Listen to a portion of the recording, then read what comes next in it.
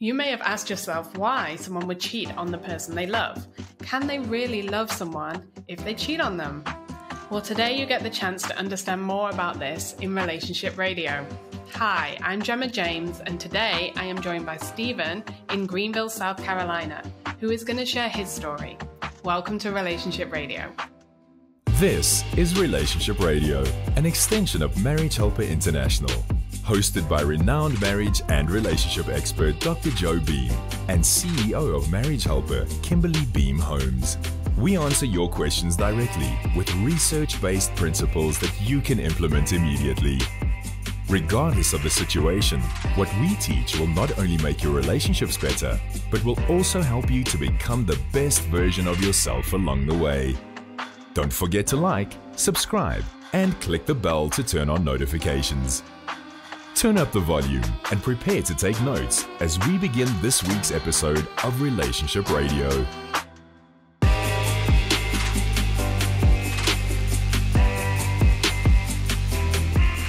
So I suppose we'll just start at the beginning and hear a bit about how you met your wife when you first met.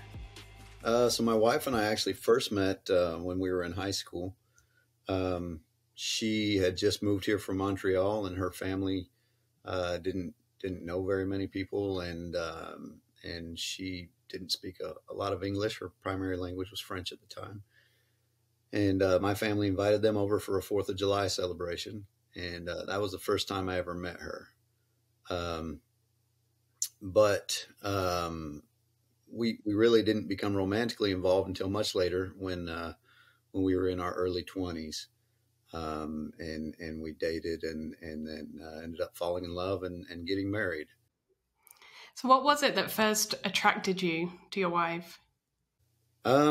She had my wife, and she still does, she has a really great laugh. It's not a big horsing ha-ha laugh. It's not too dainty of a laugh. It's just it's a perfect laugh for a female, and she has striking blue eyes with dark brown hair. I can see you're already feeling it as you talk about her. So you can see the strength of the connection. So how long was it that you were dating before you got married? Well, we dated twice before we got married. We dated for about 9 months, 9 or 10 months initially, and then there was a break in there. And I joined the military and went away with the military for a while. And then a couple years later, we dated again. And the second time we dated, we kind of knew that we were going to get married. And so we didn't date for very long the second time. Maybe we started hanging out, I guess, for a while. And then we really started dating, and probably only dated for about 6 or 7 months before we got married in December of 2007. So how would you describe your relationship at the beginning? So at the beginning of the marriage, it was good. It was very good. We had already kind of been through a lot of the rough parts, the ups and downs, as far as, having dated and having kind of broken up already. And so we'd already kind of been through a lot. There was a little bit of stress. We were both young. I was fresh into a new career. And so there wasn't lots of money, but so there were some stresses, but we were happy. We had a house, and we had our child. We had our young boy, Jacob, that we were that we were raising, and things were pretty good. They were pretty good. We began to build our own traditions for holidays and Christmas and things that we wanted to do on birthdays and things like that. And so at some point in your marriage, you ran into some trouble and got you to a point where you reached out for help. So what was it that caused that? We did. So the what they call the honeymoon period, I guess, wore off pretty quickly in the marriage, and we began to have some issues. The relationship that she was in prior to getting married with our child's biological father was not good. There was a lot of abuse, and there was a lot of physical abuse, emotional abuse. And in fact, she actually left him and went back to him several times because of manipulation. And then she actually ended up being removed from that situation. When she went back the last time, he wouldn't let her even leave the house. And my father-in-law and some police officers actually had to go and remove her from the situation. So it was bad. So with that being the case, she had a lot of trust issues overall, and that led to a lot of issues in our marriage. And as that, because of my lack of skills of communication and being able to understand that, that led to us growing apart pretty fast within the first probably 4 or 5 years. And because there was this emotional divide between us, things just got worse. And I actually ended up having an affair on my wife, which she didn't find out about for several years.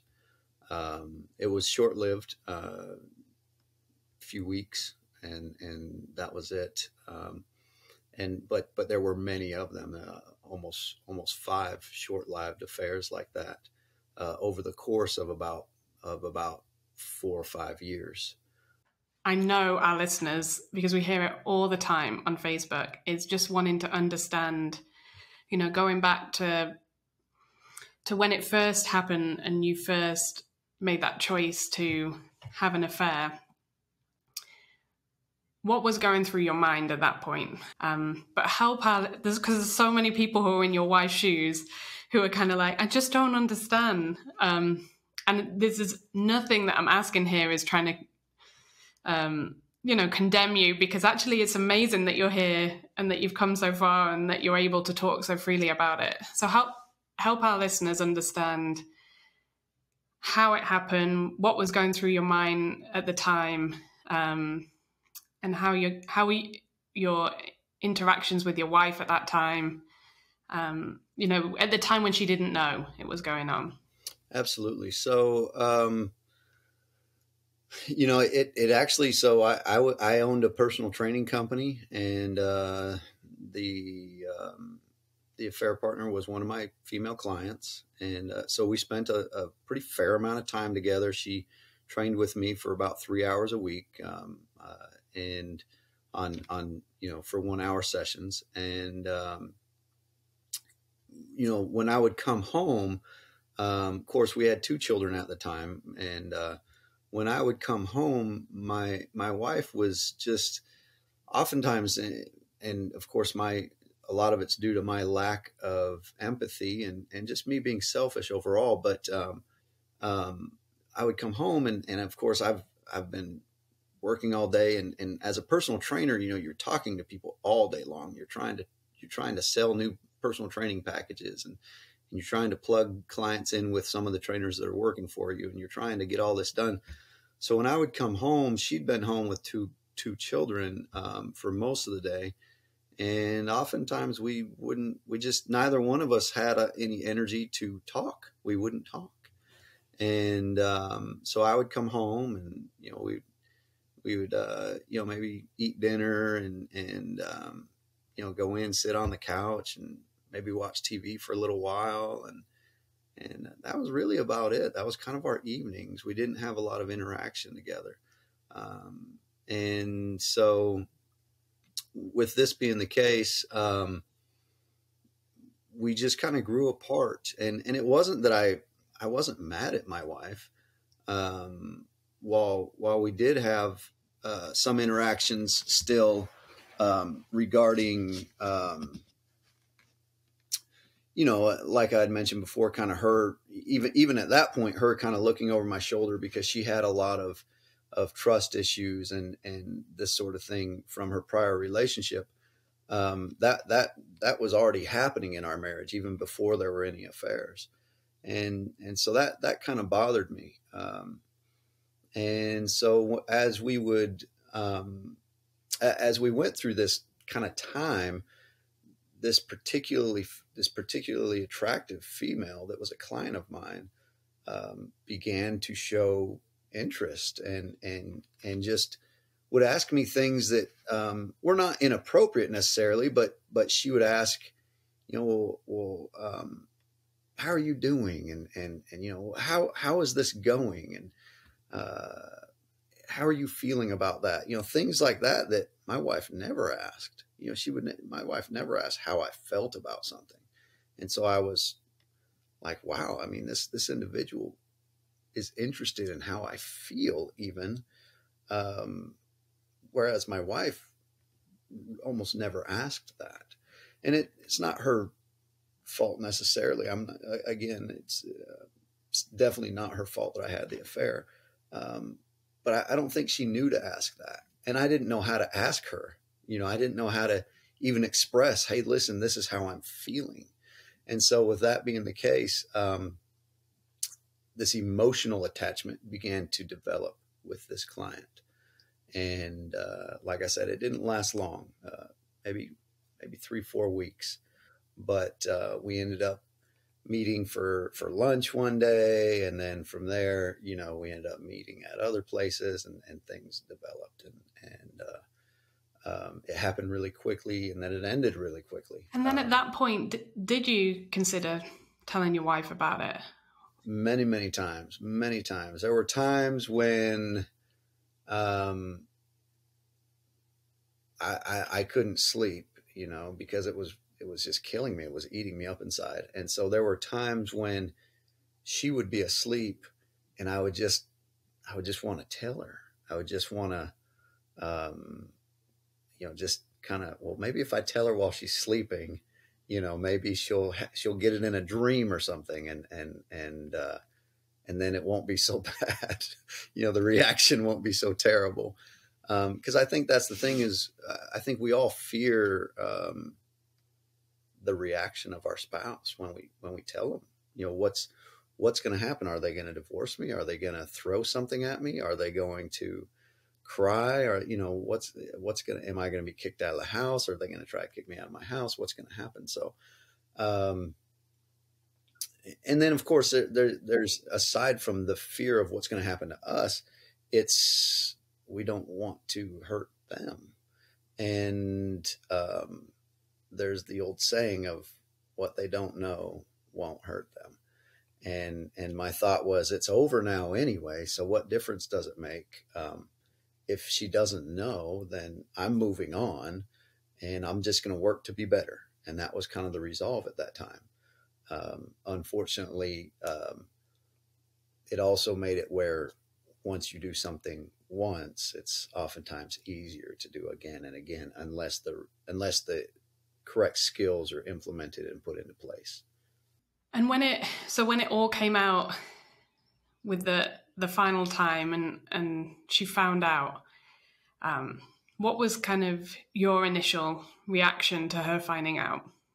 So when she found out, actually the way she found out is the lady that I was having an affair with at the time. We had both broken it off, but it was eating her up. So she actually called my wife and told her that this had been happening. And so I was at work and my wife called me and just, said, hey, listen, I just got off the phone with this individual and she told me everything. And of course I was like, oh man, like this is not good. By this time I had started a remodeling company and I was, we were building an addition on a house at the time. And so I was actually on a job site and I was just like, oh man, like, how do I even respond to this? And she said, don't even come home tonight. Don't come home. And I said, well, I have to come home because I don't have anything in my truck or anything like that. But B, um, I of course love my boys. I wanted to see my kids.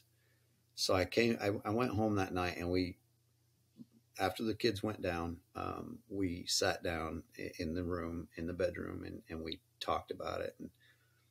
And, she said, is this true? Is this true? Is this true? And of course that lady didn't tell her absolutely everything. So as far as what she knew, I figured, yeah, that's all true. Yes, it is.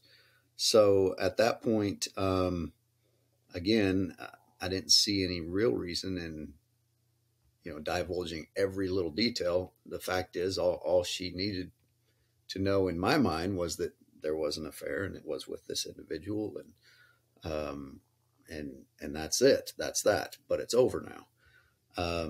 And so, of course, she was very emotional, and crying and yelling, and this kind of stuff. And so, with that being the case, I couldn't bring myself at that time to tell her about all the other ones, about the other 4. So I just thought, if she finds out, fine, I'll tell her. But if not, what's the difference if it's 1 or if it's 6? She knows, and that trust has been broken. And so therefore, the result's going to be the same, is how I felt. And I think a lot of what we hear from our audience is, how could this man who supposedly loves me lie? And that's something that a lot of people wrestle with. Like, I understand that he or she has done this, has had an affair, but then how can, when I ask him a direct question, did you sleep with her, or was there anyone else, or did you text her? How could you lie? Help us understand what the reason for it was. Right. And that's something. So now that my wife has left me, that is something that she has brought up to me. And part of the reason why she left is she feels like, you haven't told me everything, and you're a liar, and this kind of thing. Part of the way that works, and I know so many people ask this. If even my own brother said, well, if you really loved her, how could you have an affair on her? And I'm like, it's because it's not that. The affair, first of all, all the affairs were not because I didn't love my wife.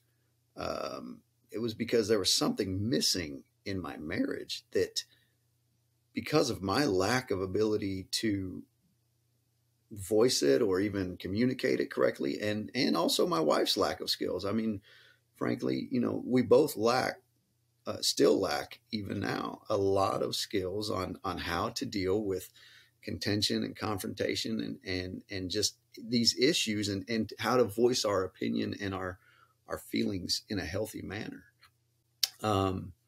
And so it wasn't that I didn't love her that these things happened. And so that there's a couple things that go into the lying.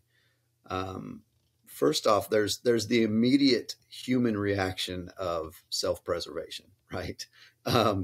So it's that initial, if you walked in and there was a broken window in a house, and your dad says, to you and your siblings, who broke the window?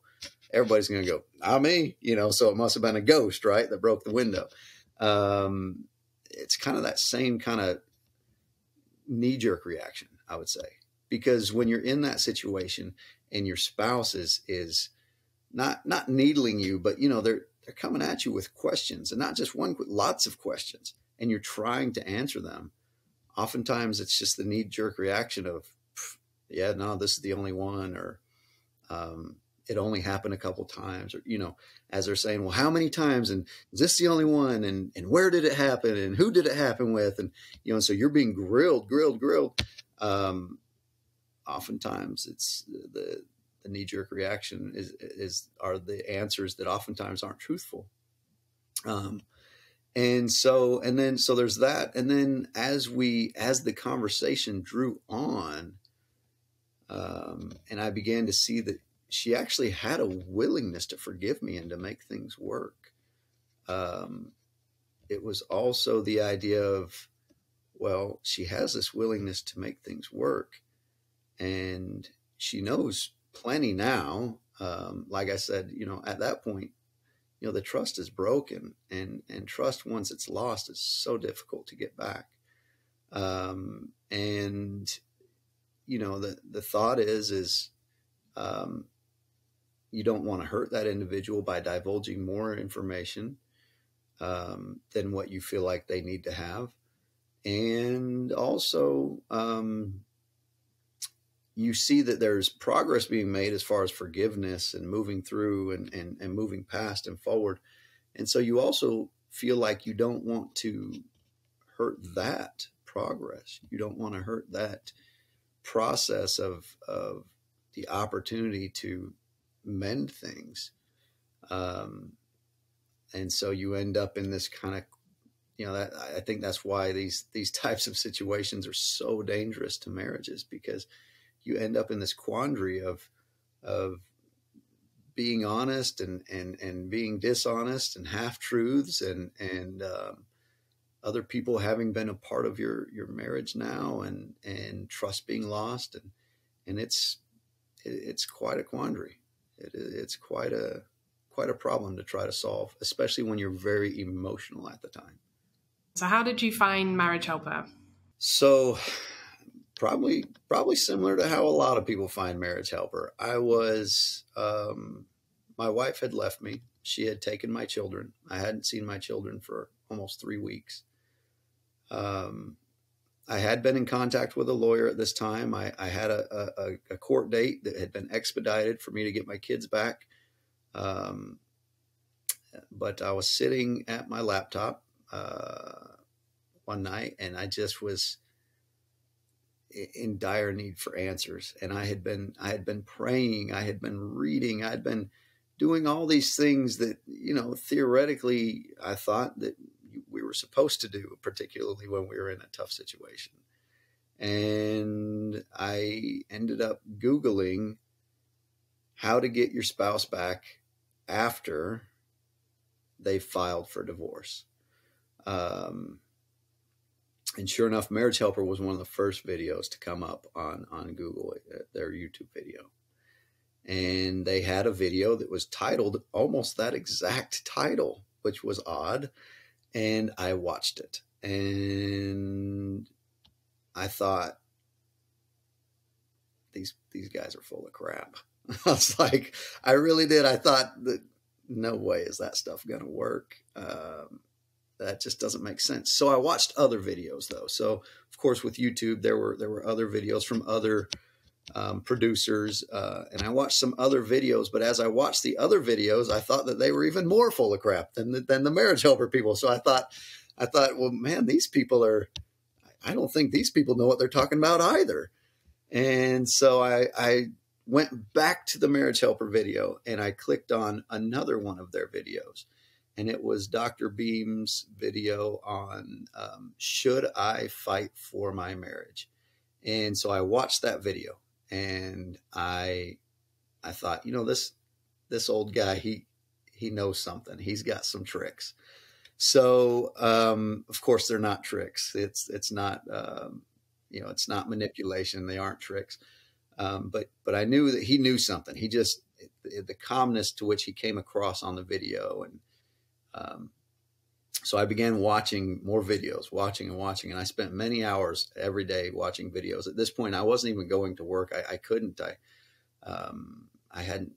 My wife had spoken to me only once since she had left on the phone. I wasn't seeing my children. I wasn't speaking to my children. I was just, I guess, for all intents and purposes, probably really depressed.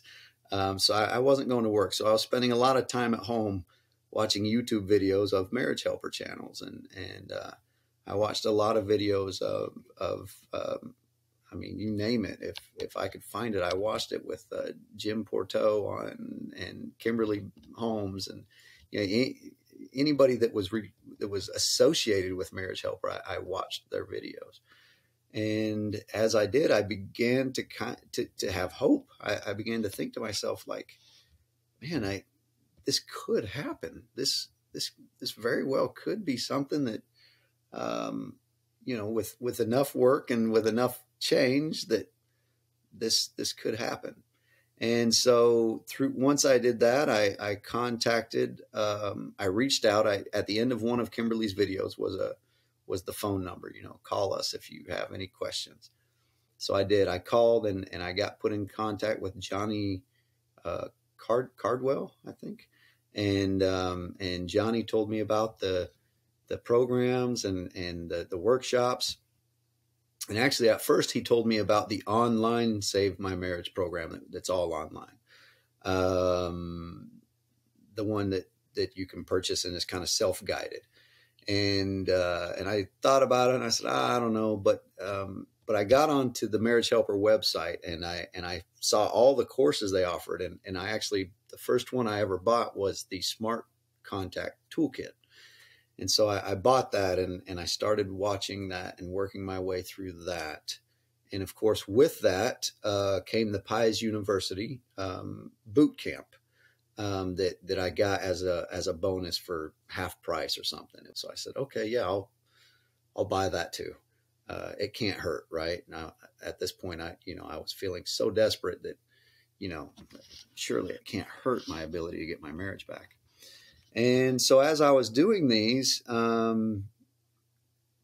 saw that they offered a solo Save My Marriage workshop, because I already knew about the Save My Marriage workshop for couples. And at this time, I had already passed it by my wife a few times, and she was having no part of that. She was like, that will never happen. In fact, she responded, do they have a workshop for help? I'm married to a liar. And I don't want to be with him anymore. That was her response. And, of course, those comments really hurt. But, so I thought, well, she's never going to go to this workshop. So best thing I could do is probably just go by myself and learn what I can and just apply it and just hope that it works. So, with that being the case, I contacted Johnny and I got the package deal of the online solo Save My Marriage workshop and the online self-guided Save My Marriage workshop. And it was, he gave me a package deal where it was a little cheaper to get them together. So I started the online self-guided workshop before the solo workshop.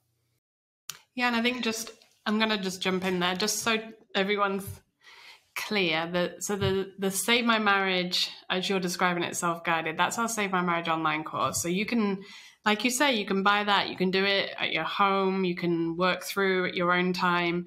And that's really the foundations of how to save your marriage. And then the solo spouse workshop, that's really completely as you describe it. It's the couples workshop, our, ongoing 20-year turnaround couples workshop.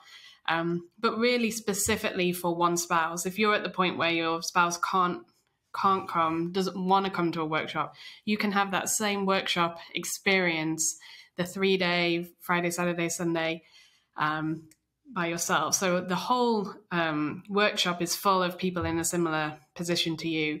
And this one, was it Dr. Beam who was running the workshop for you? It was, yes. So yes, like you said, I kind of started the more roundabout version. And then once I started the solo workshop, it was kind of more the meat and potatoes of it. And Dr. Beam taught it along with Melody. And both of them did very well. Melody was actually my breakout group leader, and she was fantastic. And of course, Dr. Beam, I think everybody there really, he just has a way to attach people to him, or people seem to want to be attached to him.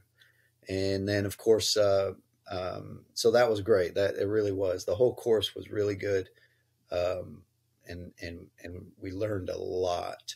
And of course, even Alice was on there for about an hour and some change, and spoke to us a little bit about her um, process of forgiveness and allowing reconciliation in her marriage and things like that. And so you mentioned that you'd done marriage counselling before. How would you say the workshop is different from what you'd learned previously?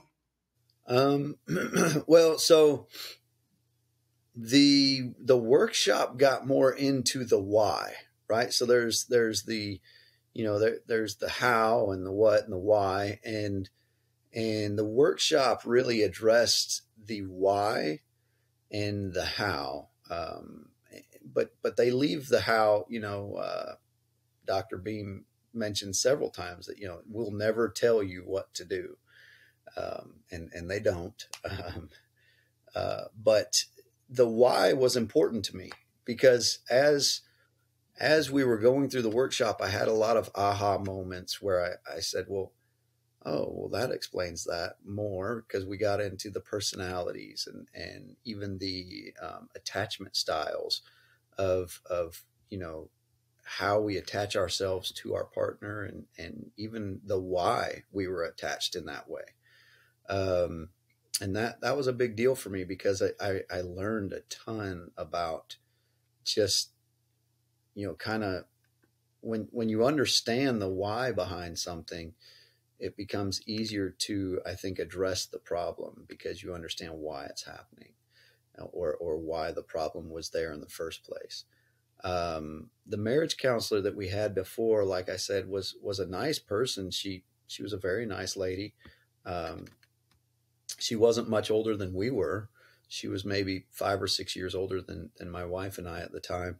And, but she didn't really address any of the why.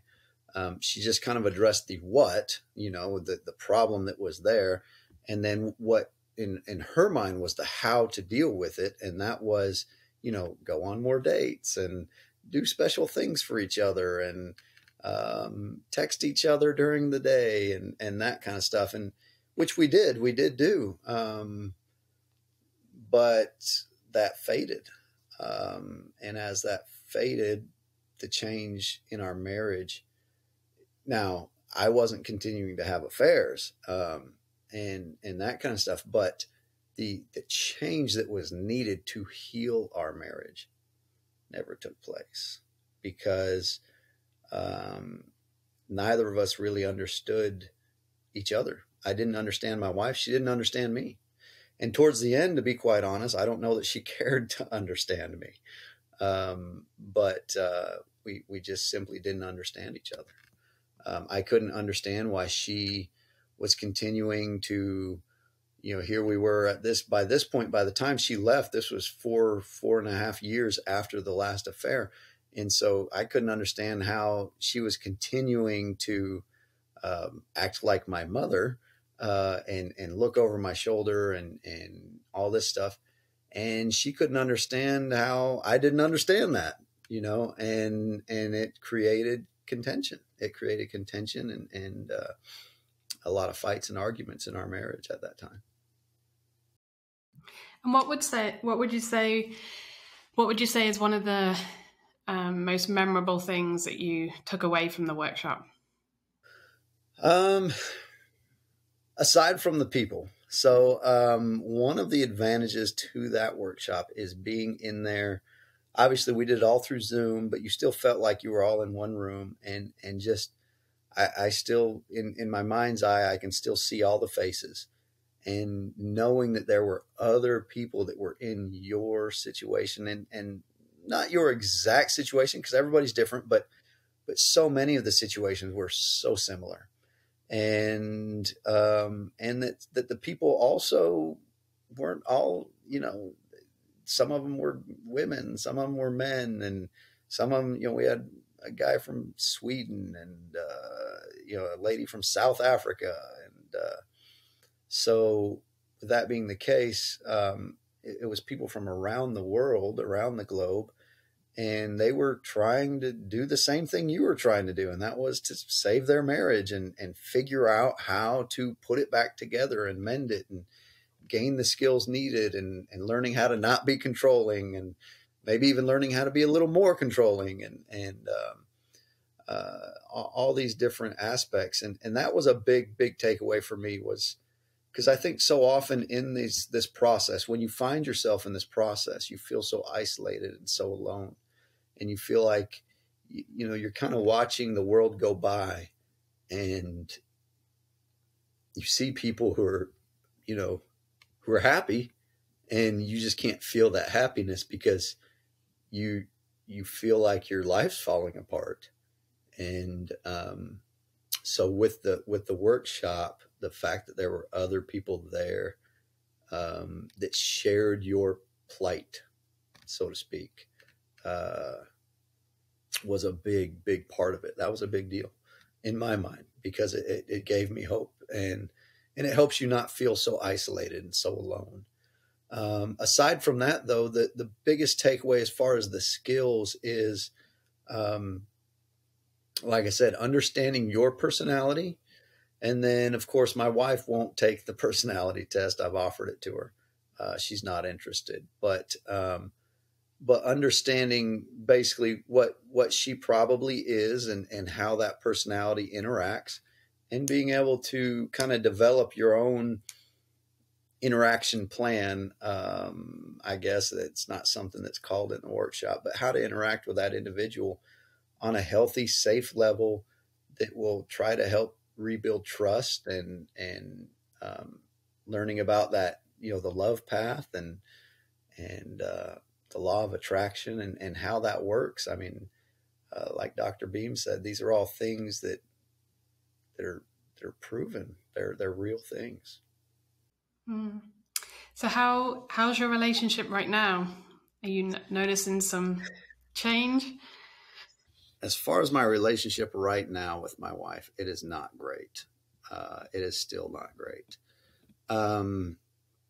But we are early in the process. It's only been since June that she left. So we are early in the process, but it's not great. My wife and I have 4 children together, and in the temporary hearing, we were granted 50-50 custody, and we rotate through the house, actually. So my children stay in the house full time, and because I have family here, and because she has family here, we live in the house for a week at a time with our children for the week that we have the custody, and then we rotate out and go live with our family members during the week off. And so with that being the case, there are some instances where she has no choice but to interact with me. Her feeling as of 2 days ago, a text that I got from her is, I don't want to talk to you any more than I have to, and I don't want to see you any more than I have to, which of course is hard to hear. But I just said, okay, that's fine, and moved on. I mean, what are you going to do? I'm not going to argue with her and say, well, you have to see me and you have to talk to me, and you're still my wife. And because in South Carolina, unless there's a circumstance that requires it, in South Carolina you can't get divorced for a year. So we have to be separated for a full year before the divorce can be finalized. And so she is still my wife, and I'm still her husband. We're still married legally. And regardless of whether she wants to see me or not, or whether she likes that fact, it is what it is. And so with that being the case, that's kind of where our relationship is right now. We talk about things when we have to, when it comes to the children. And outside of that, we don't have a whole lot of contact. And so I've been trying to implement and practice the SMART contact. That is very, very important. I would say that the workshop is fantastic. It's great. But if anybody really, if you go through the solo workshop, I think it's very, very important that you have that SMART contact toolkit afterwards, because that SMART contact toolkit helps you to implement many of the things that you learn in the workshop, and how to implement it correctly in your relationship so that you can apply those principles. So I've been trying it. I've not been perfect at it. My wife and I have had some arguments over text, which of course is stupid and shouldn't be done. And when it ends, I'm like, God, that wasn't smart contact. That was so stupid. Like, why would I say that? Why didn't I just show more patience? But it's a work in progress. I do still have hope. I do. I believe that at some point something will happen and it will click. It'll click for me, where it'll become just part of my everyday life, part of my everyday personality and the way I interact with people as a whole. But I think it'll also click for my wife, where she'll realize that because we have these 4 children and we live and we both have businesses in the area, in the city that I live in, we really don't have any choice but to see each other at least on a weekly basis. And so I think at some point she will, at least I hope that she will see the changes that I'm trying to make and that I'm putting in, and that it'll click for her, that I am somebody, that I am the person that she originally fell in love with, and that I'm somebody that can earn her trust back and earn her love back. And the workshop really helped me see a lot of that.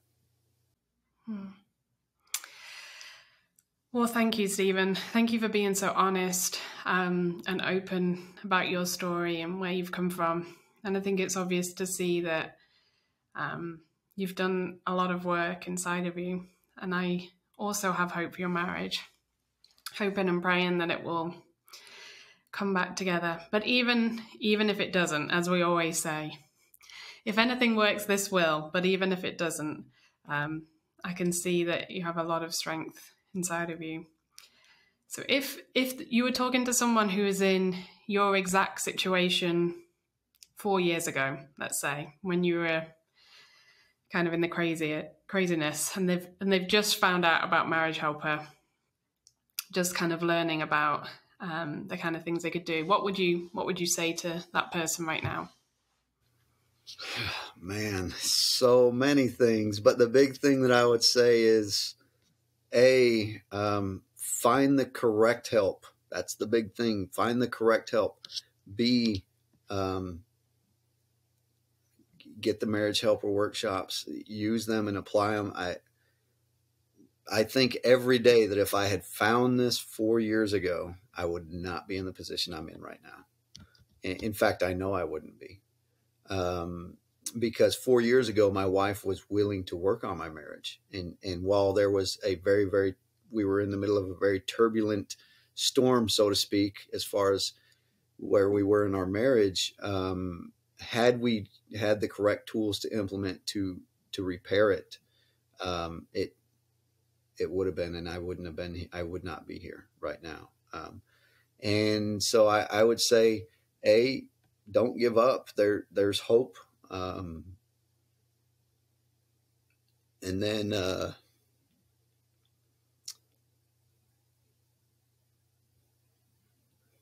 then B, I would say,